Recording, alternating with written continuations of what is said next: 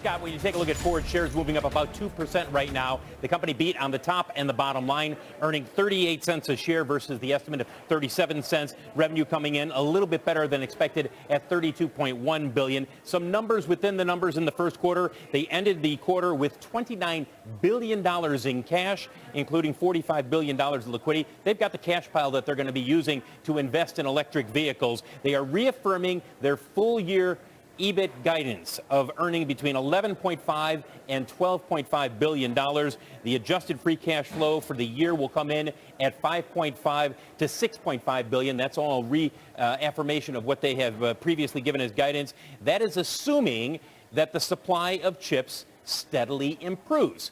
Why do I say assuming? Keep in mind, they're still dealing with a shortage. In fact, the Flat Rock plant, it's going to be down tomorrow and Friday. One example of the fact that they do not have the full supply of chips that they would like to have. Their commodity costs up about $4.4 billion this year. So those are the numbers within the numbers from Ford. One other note, guys, you don't want to miss Jim Farley, CEO of Ford, coming up on Mad Money. He's talking with Jim Cramer, not only about the first quarter, but the outlook from there. And Scott, I will leave you with this. You will see headlines that Ford had a mark-to-market write-down on their Rivian investment of $5.4 billion. Remember, they have not liquidated their investment yet. We saw a big $8.2 billion gain in the coming off the fourth quarter. So that's some of the noise that's out there regarding Ford as they beat the street, earning a penny more than expectations. Scott, back to you.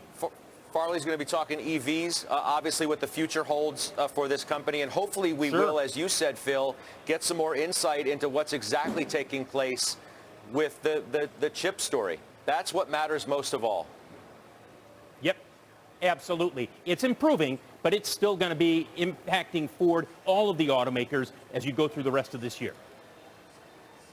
Yeah, I mean, he was downright giddy with you yesterday, Phil, as he was showing off that new vehicle, so I would have been surprised if something big dropped negative today. So we'll see, and we'll hear from Mr. Farley coming up. That's Phil LeBeau with the latest on Ford. Want to get back to Meta. As we said, earnings were good.